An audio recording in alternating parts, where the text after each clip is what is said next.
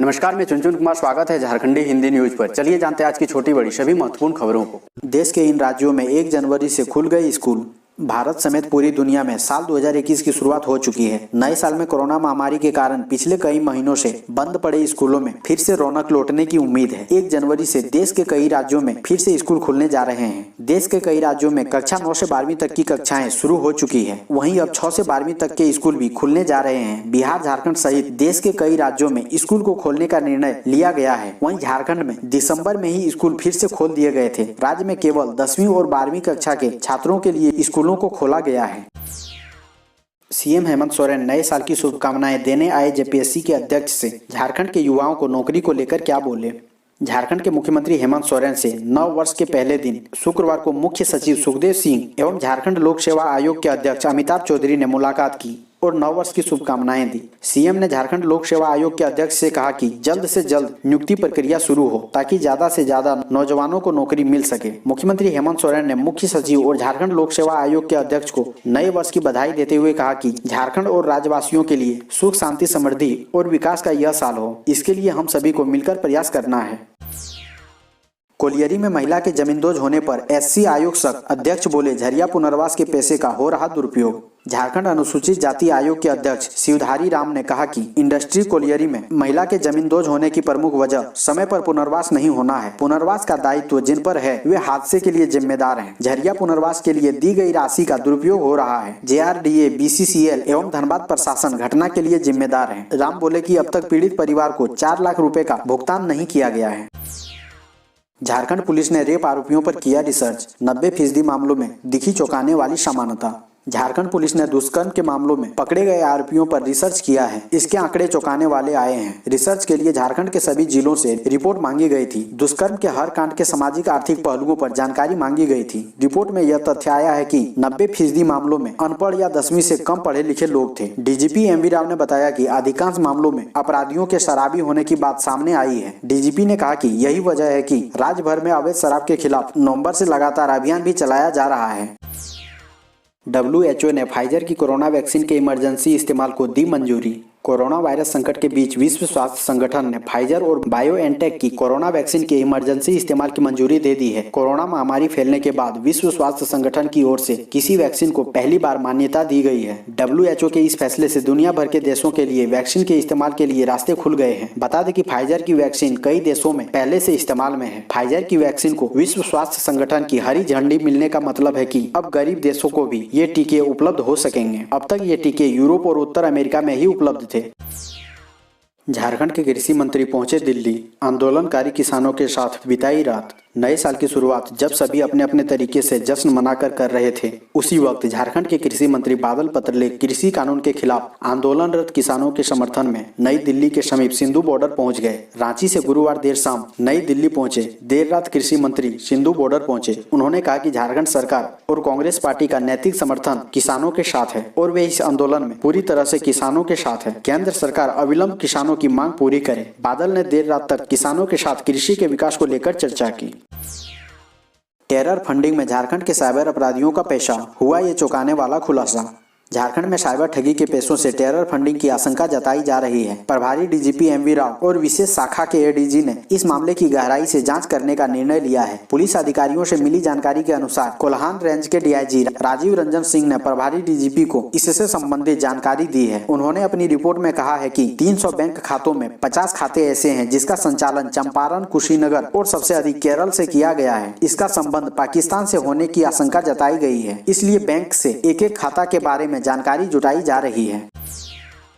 रांची समेत झारखंड के इन 5 जिलों में होगी कोरोना वैक्सीन की रिहर्सल। कोरोना वैक्सीन की रिहर्सल के लिए 2 जनवरी को झारखंड में ड्राई रन होगा। इसकी पुष्टि करते हुए स्वास्थ्य विभाग के प्रधान सचिव डॉक्टर नितिन कुलकर्णी ने बताया कि भारत सरकार ने रांची जिले में ड्राई रन की अनुमति दी है, लेकिन राज्य में रांची के साथ साथ चतरा, पूर्वी सिंहभूम, पलामू और पाकुड़ में भी ड्राई रन किया जाएगा। स्वास्थ्य विभाग के प्रधान सचिव डॉक्टर नितिन कुलकर्णी ने बताया कि इससे तैयारियों का रिहर्सल भी हो जाएगा। यह बिल्कुल टीकाकरण अभियान जैसा ही होता है। PM नरेंद्र मोदी का नए साल पर झारखंड को तोहफा, लाइट हाउस की रखी आधारशिला। प्रधानमंत्री नरेंद्र मोदी ने नए साल के पहले दिन शुक्रवार को रांची में गरीबों को लाइट हाउस का तोहफा दिया। उन्होंने वीडियो कॉन्फ्रेंसिंग के जरिए धुरवा में प्रस्तावित लाइट हाउस प्रोजेक्ट का शिलान्यास किया। रांची में कुल 133.99 करोड़ रुपए की परियोजना के तहत 1008 आवासीय इकाइयों का निर्माण होना है। आपको बता दें कि लाइट हाउस प्रोजेक्ट में 315 वर्ग फीट का 1 बेडरूम फ्लैट दिया जाएगा। पीएम नरेंद्र मोदी ने कहा कि हाउसिंग निर्माण से रोजगार भी मिलते हैं। हाउसिंग फॉर ऑल का सपना सबका पूरा हो, इसके लिए सरकार तेजी से काम कर रही है।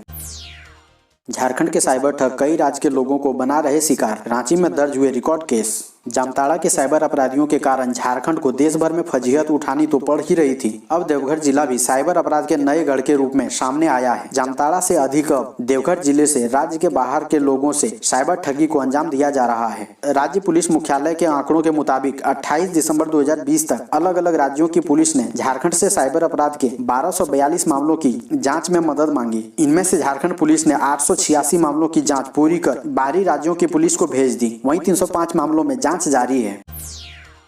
गलत तरीके से आधार और बैंक डाटा हासिल कर रही गूगल पे। दिल्ली उच्च न्यायालय में जनहित याचिका दायर कर आरोप लगाया गया है कि गूगल की ऑनलाइन भुगतान प्रणाली गूगल पे विभिन्न नियामकीय प्रावधानों का उल्लंघन कर अनाधिकृत तरीके से ग्राहकों के आधार और बैंक से जुड़ी सूचनाएं हासिल कर उसका उपयोग कर रही है और उसे अपने पास रख रही है। याचिका सुनवाई के लिए गुरुवार को न्यायाधीश विभू बाखरू और न्यायाधीश प्रतीक जलान की पीठ के समक्ष सूचीबद्ध थी। पीठ ने याचिकाकर्ता अभिजीत मिश्रा से हलफनामा दायर कर उनकी तरफ से पूर्व में गूगल पे समेत अन्य मामलों में दी गई सभी जनहित याचिकाओं के बारे में जानकारी देने और प्रत्येक याचिका की स्थिति के बारे में बताने को कहा। याचिका पर अगली सुनवाई 14 जनवरी 2021 को होगी। देश को मिली पहली कोरोना वैक्सीन। अगले हफ्ते से शुरू हो सकता है टीकाकरण अभियान। कोरोना महामारी से जूझ रहे देश को नए साल के पहले दिन बड़ी सौगात मिली। देश को पहली कोरोना वैक्सीन मिल गई है। केंद्रीय औषधि मानक नियंत्रण संगठन की कोरोना पर विषय विशेषज्ञ समिति ने सीरम इंस्टीट्यूट की कोविशील्ड के इमरजेंसी इस्तेमाल को मंजूरी देने की सिफारिश की है। अंतिम मंजूरी के लिए इसे देश के दवा महानियंत्रक वीजी सोमानी के पास भेजा जाएगा, जो कभी भी इसके इमरजेंसी इस्तेमाल की इजाजत दे सकते हैं। हेमंत सोरेन ने कहा, खरसवां के शहीदों के परिजनों को ढूंढकर सम्मानित करेगी राज्य सरकार। मुख्यमंत्री हेमंत सोरेन ने कहा है कि उनकी सरकार खरसवां गोलीकांड के शहीदों को ढूंढकर सम्मानित करेगी। साल के पहले दिन शुक्रवार को खरसवां गोलीकांड के शहीदों को श्रद्धांजलि देने मुख्यमंत्री खरसवां शहीद स्थल पहुंचे। आदिवासी कल्याण मंत्री चंपई सोरेन, समाज कल्याण मंत्री जोबा मांझी, खरसवां विधायक दशरथ गगराई, चाईबासा विधायक दीपक बिरुआ, चक्रधरपुर विधायक सुखराम उरांव, ईचागढ़ विधायक सविता मोतो के साथ मुख्यमंत्री ने शहीद पार्क स्थित शहीद वेदी पर पुष्पांजलि अर्पित की। इस दौरान मुख्यमंत्री हेमंत सोरेन ने कहा कि सरकार शहीदों के परिजनों को ढूंढकर उन्हें सम्मान दिलाने के अपने वादों को जरूर पूरा करेगी। बिजली विभाग के कॉन्ट्रैक्ट कर्मियों को 5 माह से वेतन नहीं, दी हड़ताल की चेतावनी। पूर्वी सिंहभूम के धाल भूमगढ़ बिजली सब डिवीजन में आईपीएसजी के तहत कॉन्ट्रैक्ट पर कार्यरत कर्मियों को 5 महीने से वेतन नहीं मिला है। अब वे आंदोलन की तैयारी कर रहे हैं। कर्मी ने स्वास्थ्य मंत्री बन्ना गुप्ता के नाम से ज्ञापन सौंपा। ज्ञापन में कहा गया है कि बिजली कर्मियों के समक्ष मानदेय भुगतान नहीं किए जाने पर समस्या उत्पन्न हो गई है। परिवार चलाने में काफी दिक्कत का सामना करना पड़ रहा है। 4 जनवरी तक अगर बकाया भुगतान नहीं होता है तो 5 जनवरी से हड़ताल पर चले जाएंगे। टाटा हटिया पैसेंजर ट्रेन का परिचालन आज से 9 माह बाद पटरी पर दौड़ेगी यह ट्रेन। टाटानगर स्टेशन से हटिया को जाने वाली टाटा हटिया पैसेंजर ट्रेन का परिचालन लगभग 9 माह के अंतराल के बाद 2 जनवरी शनिवार से शुरू हो रहा है। यह ट्रेन दोपहर 1:15 बजे टाटानगर स्टेशन से रवाना होगी, जो शाम 6:55 पर हटिया पहुंचेगी। हालांकि पैसेंजर ट्रेन के लिए अभी भी अनारक्षित टिकट काउंटर नहीं खुलेंगे। इस ट्रेन में यात्रा करने के लिए यात्रियों को पैसेंजर रिजर्वेशन सिस्टम के माध्यम से पहले से टिकट बुक कराना होगा। 12 बोगियों वाले इस पैसेंजर ट्रेन में हर बोगी में 108 आरक्षित होंगे। बिजली बोर्ड में 647 असिस्टेंट इंजीनियर की नियुक्ति होगी। बिजली बोर्ड में 647 असिस्टेंट इंजीनियरों की नियुक्ति होगी। इनमें 542 सिविल इंजीनियर और 95 मैकेनिकल इंजीनियर के पद हैं। जेपीएससी ने गुरुवार को इसके लिए नियुक्ति परीक्षा की तिथि घोषित कर दी है। परीक्षा 22 से 24 जनवरी तक होगी। 22 को पहली पाली में सुबह 10 से 12 बजे तक परीक्षा ली जाएगी। 23 जनवरी को पहली पाली सुबह 10 से 12 बजे और दूसरी पाली दोपहर 2 बजे से 4 बजे तक होगी। इंजीनियरों को 9,300 से 34,800 रुपए के पे स्केल पर रखा जाएगा। जेपीएससी ने पिछले साल अक्टूबर में आवेदन मांगा था, लेकिन कोरोना के कारण परीक्षा टल गई थी। केंद्रीय मंत्री अर्जुन मुंडा ने झारखंड के खरसवां में शहीद को दी श्रद्धांजलि। आदिवासी बच्चों की शिक्षा को लेकर कर दी बड़ी घोषणा। केंद्रीय मंत्री अर्जुन मुंडा ने खरसवां शहीद वेदी पर शहीदों को श्रद्धांजलि अर्पित करते हुए कहा कि आदिवासी बच्चों के लिए हर प्रखंड में एकलव्य विद्यालय खोले जाएंगे। इसमें पढ़ाई के साथ साथ खेल की भी व्यवस्था होगी। स्कूल पूरी तरह से हाईटेक होगा। उन्होंने कहा कि शिक्षा, स्वास्थ्य, रोजगार के क्षेत्र में भी आदिवासी के लिए केंद्र सरकार कार्य कर रही है। आदिवासी छात्रों को उच्च शिक्षा के लिए राशि की व्यवस्था की जाएगी। पीएम मोदी ने कहा, श्रमिकों को अपमानित करने वालों को कोरोना के समय उनकी अहमियत पता चली। प्रधानमंत्री नरेंद्र मोदी ने शुक्रवार को कहा कि दूसरे राज्यों में काम करने वाले श्रमिक कोरोना संक्रमण काल में जब अपने अपने गांव की ओर लौट गए तो तब उन राज्यों को उनकी अहमियत का पता चला जो पहले कभी उन्हें अपमानित किया करते थे। प्रधानमंत्री ने अपनी इस टिप्पणी के दौरान किसी राज्य विशेष का नाम नहीं लिया। कोरोना वायरस के संक्रमण को फैलने से रोकने के लिए केंद्र सरकार द्वारा देश भर में लागू किए गए लॉकडाउन के दौरान दिल्ली और मुंबई सहित कई प्रमुख शहरों में औद्योगिक गतिविधियां ठप हो गई थी और इस कारण प्रवासी श्रमिकों ने अपने गांव की ओर पलायन शुरू कर दिया था। मोदी ने वीडियो कॉन्फ्रेंस के माध्यम से 6 राज्यों के 6 शहरों में वैश्विक आवासीय प्रौद्योगिकी चुनौती भारत के तहत हल्के मकानों से जुड़ी परियोजना की आधारशिला रखने के बाद यह बात कही। नए साल पर भारत में पैदा हुए 60,000 बच्चे, यूनिसेफ ने जारी किए आंकड़े।